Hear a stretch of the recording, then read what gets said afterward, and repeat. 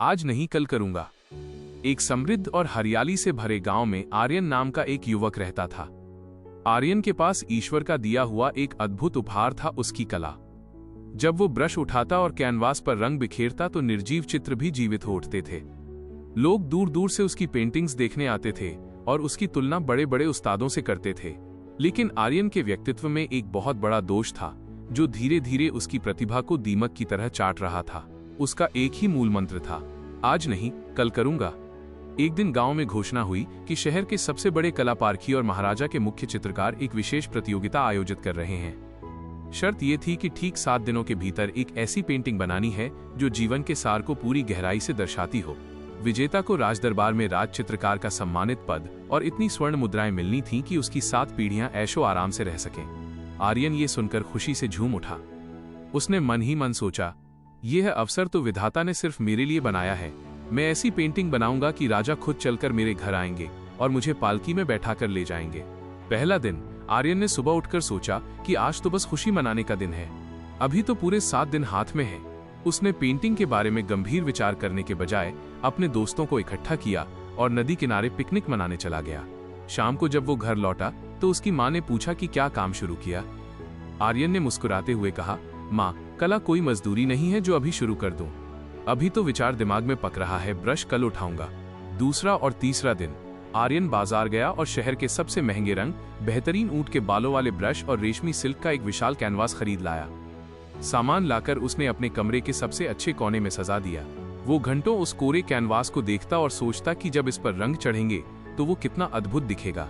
उसने कल्पना की दुनिया में खुद को राजदरबार में बैठा हुआ भी देख लिया, लेकिन हकीकत में ब्रश को छुआ तक नहीं।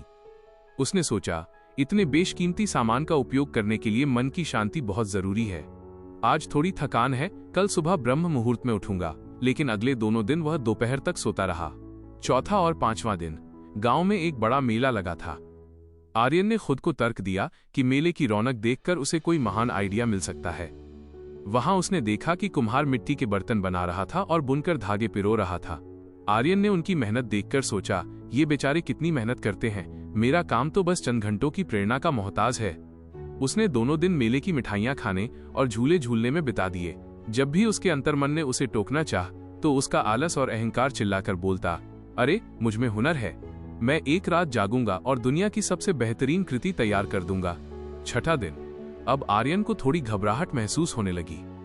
उसने कैनवास के सामने बैठकर ब्रश हाथ में लिया। उसने कुछ रेखाएं खींची, लेकिन उसका मन चंचल था।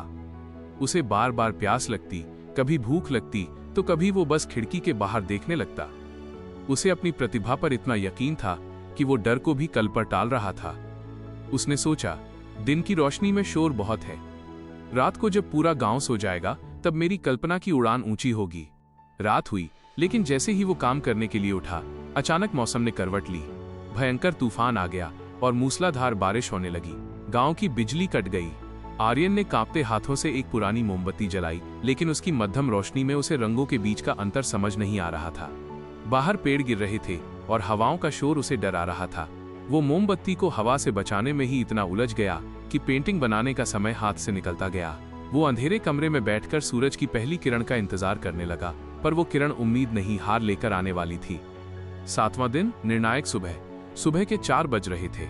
आर्यन बदहवास होकर पेंटिंग पूरी करने लगा। उसके हाथ ठंड और डर से कांप रहे थे।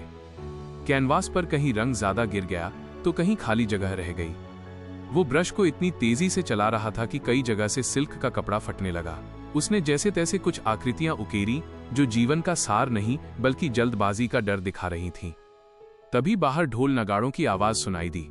निर्णायक मंडल गांव के चौराहे पर पहुंच चुका था। पूरा गांव वहां एकत्रित था। अन्य कलाकार अपनी सुंदर कृतियों को गर्व से प्रदर्शित कर रहे थे। आर्यन जब अपनी पेंटिंग लेकर पहुंचा तो वो केवल रंगों का एक बेतरतीब ढेर लग रही थी। उसके ठीक बगल में एक बहुत ही साधारण सा लड़का खड़ा था। उसकी पेंटिंग में एक अद्भुत शांति थी। उसने एक बूढ़े किसान को अपनी लहलहाती फसल देखकर मुस्कुराते हुए दिखाया था। उस लड़के ने पिछले 7 दिनों तक रोज नियम से मेहनत की थी। परिणाम की घोषणा हुई। विजेता वो साधारण लड़का बना। आर्यन वहीं धूल में खड़ा अपनी अधूरी पेंटिंग को देखता रह गया। राजा के चित्रकार ने आर्यन की पेंटिंग देखी और सिर हिलाते हुए कहा, बेटा, तुम्हारे ब्रश के निशानों में हुनर तो है, पर इसमें अनुशासन की कमी है। कला समय मांगती है और तुमने समय का अपमान किया है। उस दिन उसे समझ आया कि जो इंसान आज को कल पर छोड़ता है, कल उसे कहीं का नहीं छोड़ता। आर्यन की आंखों से गिरे आंसू उसकी अधूरी पेंटिंग पर पड़े रंगों को और धुंधला कर रहे थे। इस कहानी से हमें ये सीखने मिला, जो इंसान समय की कदर नहीं करता, समय भी उसकी कदर नहीं करता। सिर्फ हुनर होना काफी नहीं होता, सफलता पाने के लिए मेहनत और सही समय पर काम करना भी जरूरी होता है। आज का काम कल पर छोड़ने वाला इंसान अक्सर अपने सबसे बड़े अवसर खो देता है।